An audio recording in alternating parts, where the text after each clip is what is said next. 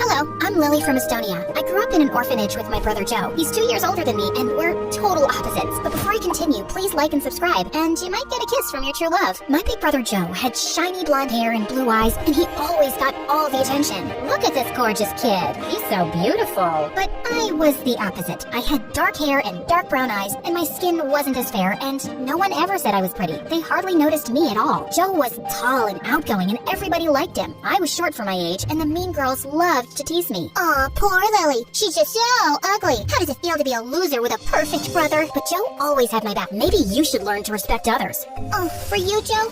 I'll learn anything. I'll learn how to respect others, and how to cook and clean. I'll even learn how to give birth. You don't learn how to give birth. You just give birth. I agree. You're right. You're so smart. See, Joe? I learned my lesson. I respected her. Now love me, Joe, please. In school, things weren't much better. Joe was super smart and almost a genius. Joe, that's amazing. A perfect score. I could barely pass my exams, and I had a hard time paying attention in class. Sometimes I talked to the other kids when I wasn't supposed to, and I got out of my seat and I ran around the room, but I couldn't help it. Lily, sit down. Most of the teachers didn't like me at all. One time I was in grumpy old Miss Koppel's class, and I really had to go to the bathroom. The break just ended 2 minutes ago. You couldn't go then? Oh wait, you were busy playing. The only thing you do in school. No bathroom for you. But it's an emergency. Miss Koppel didn't budge. I tried to hold it, but a minute later, I peed my pants. Ew! Joe caught me crying in the hallway. What's wrong? Miss Koppel wouldn't let me go to the bathroom. Joe's face turned bright red, and he stormed into Miss Koppel's class. You stinky witch. Maybe a bitter old lady like you shouldn't be teaching. You should be at home fighting with your husband who's lost his hearing because of your constant screaming, and he'll go blind soon looking at your hideous face. Miss Koppel sent Joe to the principal's office, and he got detention for 2 weeks. I felt so bad. I'm sorry I'm weird and stupid and always causing trouble. Don't say that about yourself, Lily. None of that is true. Yes, it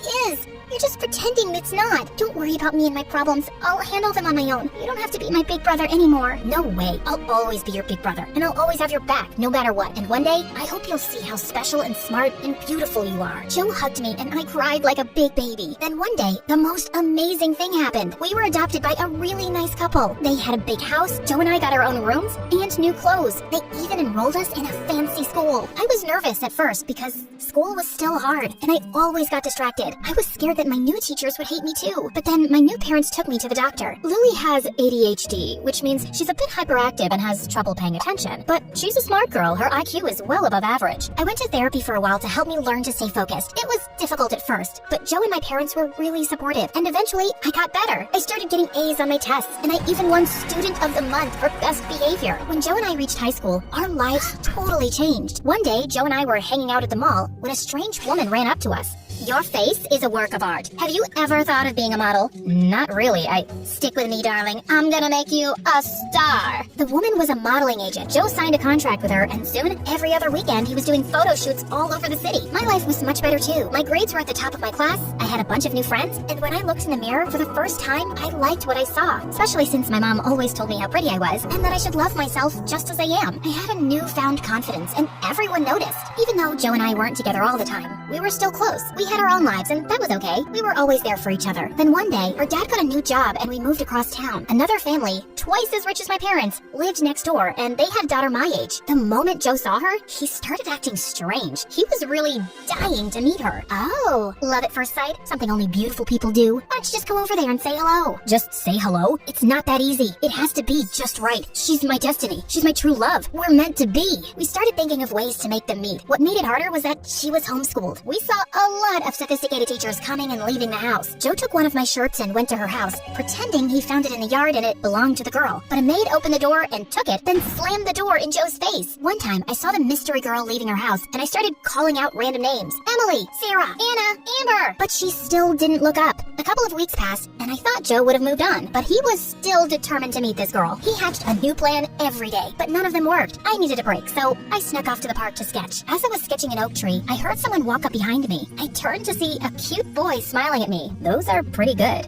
Your shading and detail are amazing. I froze. I'd never shown anyone my drawings before. I'll show you mine if you show me yours. The boy's name was Ryan. He was a couple of years older than me, and he was a talented artist. We talked for hours. Every time he looked into my eyes, my heart skipped a beat. Jeez, I'm sorry. I didn't realize it was so late. I have to go. Maybe we could meet up tomorrow and, talk about art? Sorry, I can't. I was such a dork. What was I thinking? Asking a cute boy like Ryan out. He must already have a girlfriend. I wanted to crawl into a hole. It's okay. Sorry I asked. No, it's not like that. I'd love to see you again, but I'm leaving for New York tomorrow for art school. My heart sank. This doesn't have to be goodbye. Ryan pulled out one of his sketches from his notebook. He wrote his phone number on the back and gave it to me. I want you to have it. I can't take this. You can give it back when I see you again. On my walk home, every time I thought about Ryan, I couldn't help but smile. I turned the corner onto my street, and then I saw something insane. The mystery girl was scaling the side of her house like a cat burglar. I hid behind a tree and texted Joe, but then the girl came charging at me like a maniac. She tried to grab my phone. Give it to me. Let go, you crazy girl. My phone slipped out of my hand, fell to the ground, and broke.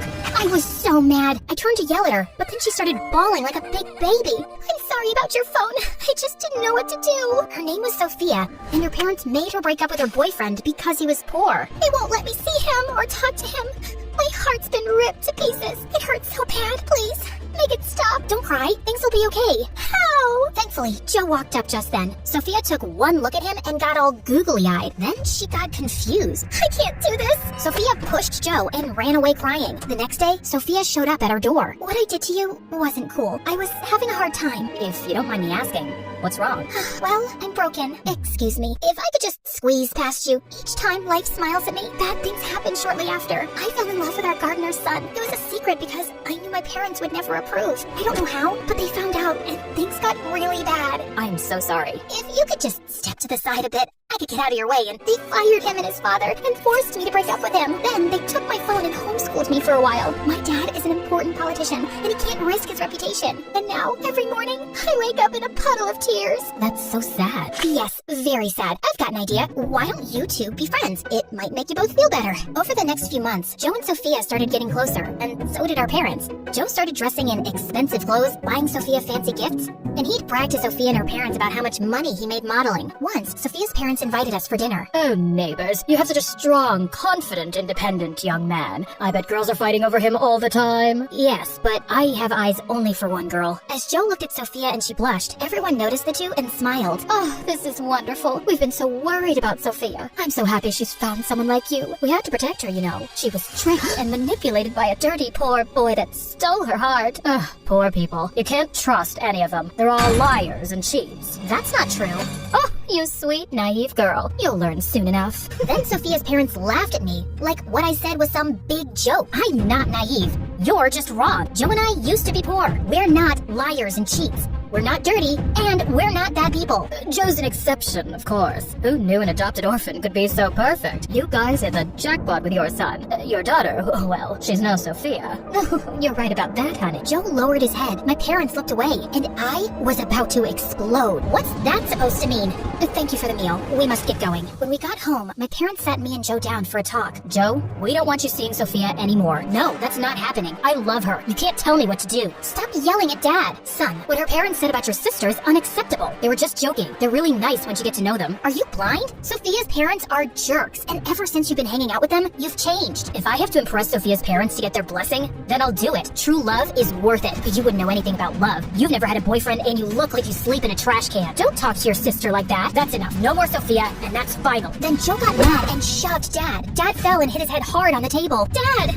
I rushed to Dad's side. He was really hurt. Mom called the ambulance. Then I looked up and saw Joe. I'm sorry. Joe ran out of the house. Dad had a minor concussion, and we spent the night in the emergency room. By the time we got back home, all of Joe's things were gone. We heard from the neighbors that he and Sophia moved into her parents' villa in Paris. Dad was weak after the injury, so I helped him out at the office. Staying on top of my schoolwork and helping Dad was tough, but I enjoyed spending more time with him. My parents and I tried calling Joe, but he never answered, which made me really sad. My new friend Ryan always found ways to cheer me up. He sent me funny sketches and MSA videos. One summer, he came back to town and we sat under the oak tree. We saw a boy and a girl playing on the swings and I started to cry. What's wrong? I miss my brother. He was my best friend and always had my back. I'm scared I'll never see him again. He's your brother, and he could never stop loving you. I'm sure he'll come back to you one day. Then Ryan handed me a sketchbook and I drew a picture of me and Joe. Ryan encouraged me to study art and eventually I started selling my drawings. 5 years later, we got married in a small ceremony in our backyard and soon after, we had a baby. But there were complications. I felt this horrible pain and the machine started to beep. As the doctors raced to save me, I cried out, "Joe,